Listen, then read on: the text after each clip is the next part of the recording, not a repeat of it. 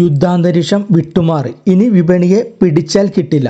പഴയ പ്രതാപം വീണ്ടെടുക്കാൻ ഇടപാടുകളുടെ ആദ്യ മണിക്കൂറിൽ തന്നെ ഇന്ത്യൻ ഇൻഡെക്സുകൾ നീക്കം നടത്തിയേക്കും. സ്ഥിതിഗതികൾ ഒറ്റ രാത്രിയിൽ മാറിമറിഞ്ഞതിൻ്റെ ഞെട്ടലിലാണ് ഒരു വിഭാഗം ഊഹക്കച്ചവടക്കാർ. അവർ കനത്ത തോതിൽ വിൽപ്പന നടത്തി സൂചികയുടെ തകർച്ചയ്ക്കായി കാത്തിരിക്കുകയായിരുന്നു. ഭൗമ രാഷ്ട്രീയ സ്ഥിതിഗതികളിലെ മാറ്റം അവരെ വിൽപ്പനകൾ തിരിച്ചുപിടിക്കാൻ പ്രേരിപ്പിക്കും. അത്തരമൊരു നീക്കം നിഫ്റ്റി സൂചികയെ 200 മുതൽ 300 പോയിന്റ് വരെ ഇന്ന് ഉയരത്തിൽ എത്തിക്കപ്പെടാം.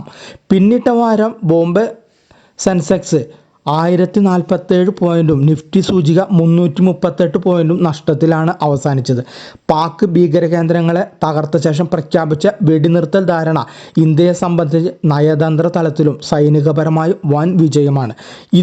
ഇരു രാജ്യങ്ങളും വെടിനിർത്തൽ ധാരണയായതോടെ തുറന്ന യുദ്ധത്തിലേക്ക് സംഘർഷം നീങ്ങുമോ എന്ന നിക്ഷേപകരുടെ ആശങ്കയ്ക്ക് അവസാനമായി.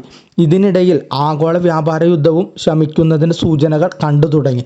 ഇതിൻ്റെ വ്യക്തമായ ചിത്രവും ഇന്ത്യൻ മാർക്കറ്റിൽ കണ്ടു തുടങ്ങും. അതേസമയം അതിർത്തിയിൽ വെടിനിർത്തൽ ലംഘനങ്ങൾ വീണ്ടും റിപ്പോർട്ട് ചെയ്യുന്നത് വിപണിയിൽ ചാഞ്ചാട്ടങ്ങൾക്ക് ഇടയാക്കാം. ബോംബെ ഓഹരി സൂചിക 80,509 പോയിന്റിൽ നിന്നും 80,882 വരെ ഉയർന്ന അവസരത്തിലാണ് മുൻനിര ഓഹരികളിൽ വിൽപ്പന സമ്മർദ്ദം അനുഭവപ്പെട്ടത്.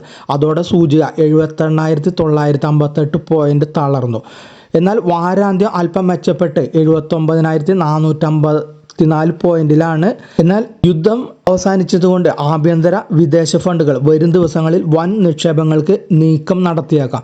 വിദേശ ധനകാര്യ സ്ഥാപനങ്ങൾ കഴിഞ്ഞ വാരം 3,798 കോടി രൂപയുടെ ഓഹരികൾ വിറ്റുമാറിയെങ്കിലും പ്രതികൂല വാർത്തകൾക്കിടയിലും അവർ 8,885 കോടി രൂപയുടെ നിക്ഷേപത്തിനു തയ്യാറായി. എന്നാൽ ആഭ്യന്തര ഫണ്ടുകൾ 3 ദിവസങ്ങളിലായി 12,445 കോടി രൂപയുടെ ഓഹരികൾ ശേഖരിച്ചു.